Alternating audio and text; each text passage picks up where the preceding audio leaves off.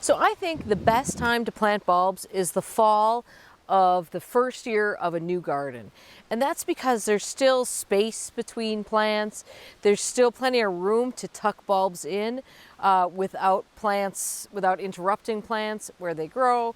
You have a good idea of how the garden's feeling and what it looks like throughout a year. And so you're able to create kind of a cohesive plan. And I really think that if you're really doing it right, I think you can almost design a bulb plan at the same time you design a garden. Do I do that? Not really, but I kind of have an idea in my head in terms of bulbs and what I want to see there. Now, all that said, very rarely do we have the ability to make those things all line up.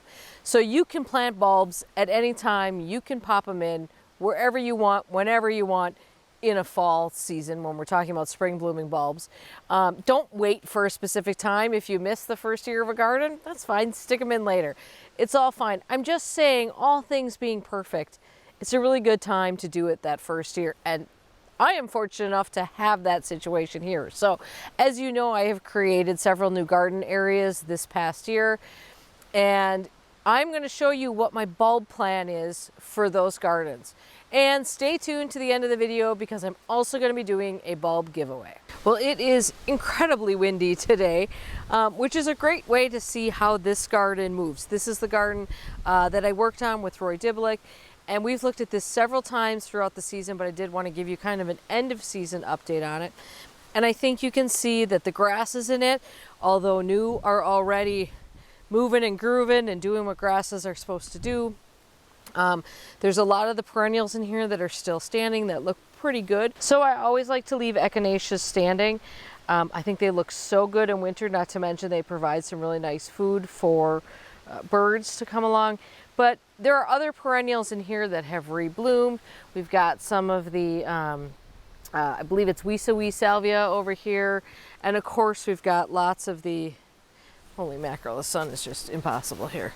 And of course we've got lots of these grasses dancing around. And we've talked about crystal blue salvia before. This is the single best blooming salvia that I've personally experienced. It just came back like crazy, rebloomed much better than they typically do. And even the spent blooms I think look great. Now down here in front of me, this gold area, this is all Dischampia gold tau. Just want to go across the way here. This is the garden that is right next to Roy's, so I sort of extended some of those same plants in here, but he didn't have anything to do with designing this garden. We purposely kept that garden area small because we wanted to make it a very manageable project. So this area is very crowded with salvia. They did really well over here. And we've moved several other things over here. This is a Junior Walkers, or Walker Junior Nepeta that I moved from elsewhere in the garden. Other things have been doing okay. I moved these blue kazoo spireas over here, and they're looking a little rough. They've had a rough transition period, but hopefully they'll come back next year fine.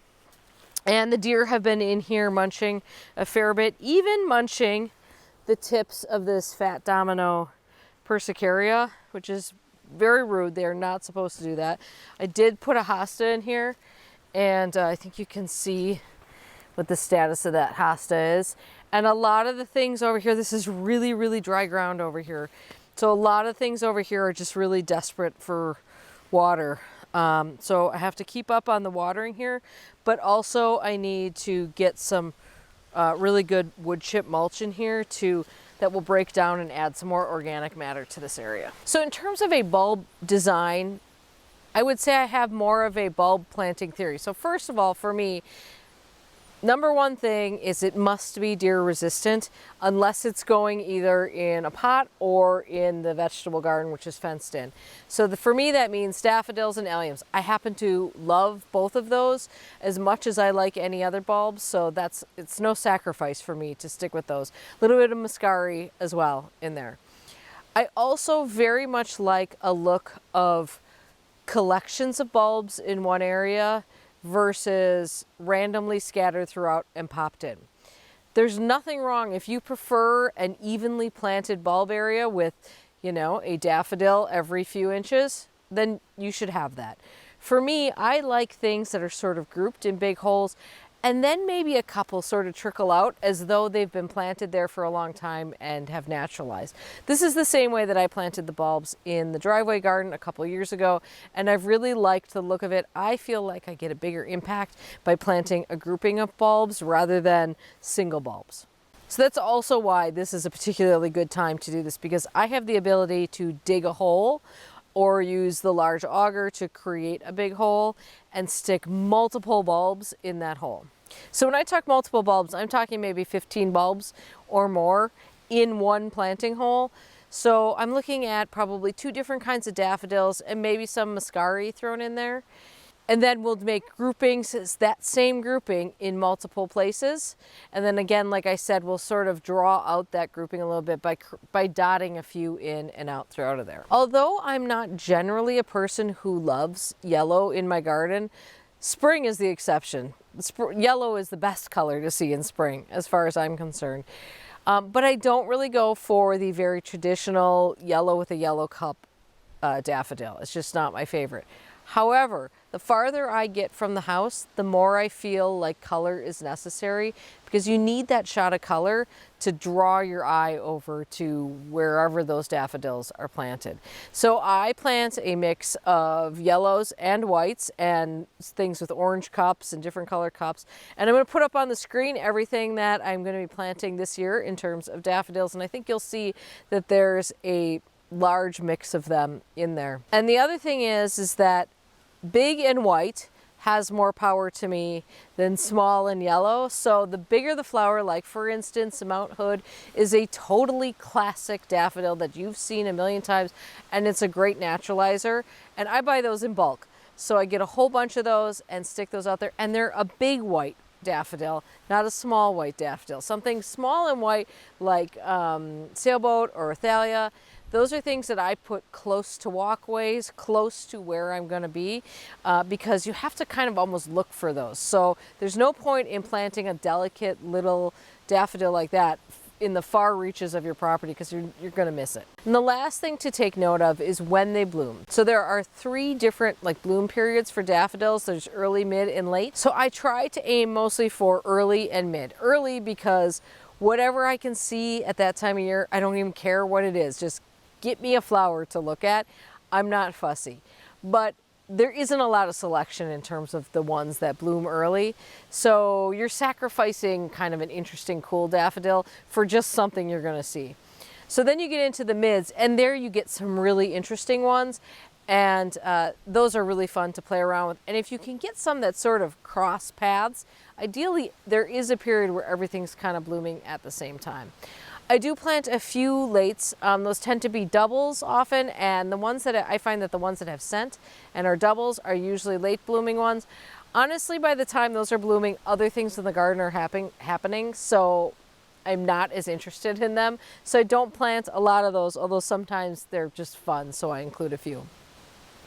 The blue of the muscari is kind of an interesting mix in there, and I will often throw in, say, 5 to 10 muscari bulbs in with the daffodils to get a little bit of blue in there as well. It's just kind of, it's not something you're probably going to see from far away, but it's just a little bit, it kind of catches your interest a little bit, because of course they're quite short. Now, it's particularly good that I'm planting this year because I also want to work in alliums. And alliums are one of those things that if you add those in later, a lot of times, undoubtedly where you want to plant an allium is where you've already planted daffodils, and then you end up digging them up, which is no big deal. Just put them back in the ground. They're like 90% of the time, they're just fine anyway. But I am going to work in quite a few alliums in here as well, and those will bloom after the daffodils are done and as the perennials are coming up, so that those are really color in the garden at that point, because the perennials are coming up, they're probably not flowering then. So behind me in these 2 gardens that I just showed you, those gardens are going to rely heavily upon those Mount Hoods and some of the more colorful ones that they've got ordered, as well as a nice tall, really good ball dahlia called Ambassador. Now I also quite like Christophii. I've got that in the driveway garden, and those are short but have this sort of starburst bloom. Those are really interesting texture, really interesting color. Better, I would say, appreciated close. So for those, I'll aim those close to the paths, close to where I'll be walking, towards the bed, part of the bed where I'm seeing it from the windows, and then I'll save some of the rest of those for other areas closer to the house. So for instance, where this Dischampia is, in between all of those, I will plant, not all of those, but in between there is where I will plant big chunks of bulbs, because of course this grass blooms late, so it's just all you get before that is this little green bit. Ideally, that daffodil foliage will eventually just sort of fade into the ground and the grasses will kind of grow over the top of it, so that I don't have to go in there and remove foliage, because I hate removing bulb foliage. And the same thing goes for some of these other areas. You know, for instance, if we're looking at the back of this bed, that's something where I'm going to need something tall, because I'm mostly going to be seeing that from the far side of this. But I can put something, say, shorter and perhaps a little bit more delicate here in this front border. Oh my gosh, the sun, guys, sorry. Here in this front border, you know, like over here, where there's a slope that we're looking at. And then of course, I feel like these two gardens sort of work together, so I'll be looking at adding the same sorts of things over here. And I'll be focusing primarily on this half of the garden. You can tell that this is the half of the garden that I developed more. And that's sort of the idea, is we'll build it out that way. So I will, you know, bring over those same things to add some cohesion there. And I will pay close attention to adding special little touches here along the paths. So the third garden area that I sort of created this year was this area. Now, there's a whole bunch of videos on this. You guys can go back and see how this all happened, but this bed got a new shape, much better in my opinion. And then I planted, and you can tell I planted a lot of plants in here. I'm really happy with how it's turned out. And in fact, this geranium has been blooming here for a couple of weeks. Some of the Agoglia, this is Moonshine, has started doing some little bit of reblooming. So I love that combination. I love the way that this purple lovegrass, which we've talked about before, combines with this, and the Agoglia comes in there. Everything is sort of listing today because it's blowing so hard. But we've got some Schizachyrium scaparium jazz. That was the plant of the year. That's this bluegrass that's like right, like, where's my finger? Like right there. That's kind of blue and purple, but it's just totally laid over in this wind. This is drops of Jupiter oregano mixed through here. Good performer. It's got a few areas where it sort of died out, and I think I could go in there and like cut that out. But it's good performer working through here. So same deal here, although here, because this is closer to the house, I'll be adding in more delicate bulbs, less bright bulbs, because this is right here, so you don't need something to catch your eye as much. And I will carry over those alliums over here as well to, again, add cohesion, because I think, you know, you see these here, you see those, let's say you're standing like in this vantage point, and if you see alliums here, and then you see them repeated there and there, you know, that adds cohesion, and it makes your eye want to sort of follow this. And I will definitely put some of those Christophii alliums in here as well. And I have a few other kinds of alliums that are just kind of fun little ones that I'll just pop in around here and there, and just, I don't exactly know where they'll fit, but those are ones that I'll just pop around and see how they do. So just to be clear, this is my theory on bulbs. There's no rules about this. You can do what you like. It's just that over the years I've noticed what I feel like works best. And so that's what I'm going with it. And if it helps you out a little bit, that's great. So speaking of helping you out, Longfield Gardens has given me 3 bulb packages to give away to my followers. And there is a tulip package, an allium package, and a daffodil package. All the details are going to be in the description, but you're going to win a collection of bulbs worth a good amount of money for you to plant this fall. So you probably have noticed I don't do a lot of giveaways. In fact, this is maybe one of my first giveaways I've ever done on YouTube, and that's because giveaways bring on scammers. So I just want to talk to you a little bit about what I won't ever do, and so that you guys can all be aware of it and we're all safe and everyone's happy and no one gets themselves into a situation that we all feel bad about. So first off, to enter the giveaway, you have to have a United States shipping address. Because they're bulbs, they can't ship out of the country. So unfortunately, it has to be US only.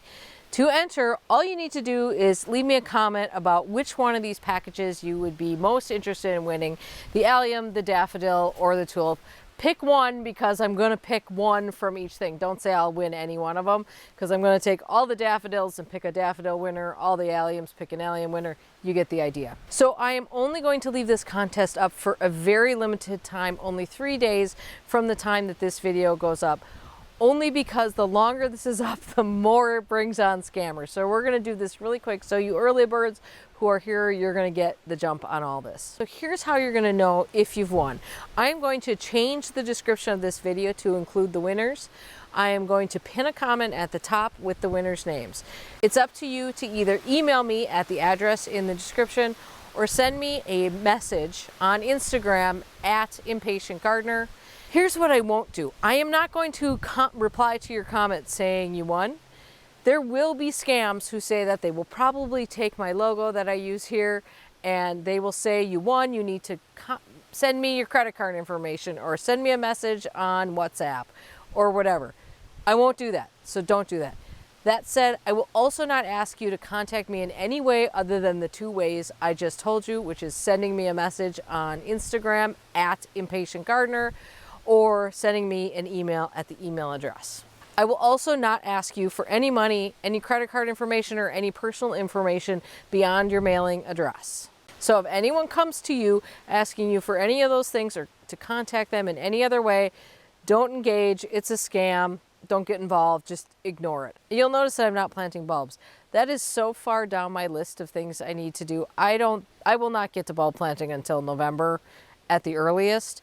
And remember, you can plant bulbs right up until the ground is frozen. Oh, and just a quick note, you cannot save bulbs over winter. So if you have bulbs, get them in the ground, get them in a pot, plant them somewhere, because they definitely aren't going to make it if you don't plant them.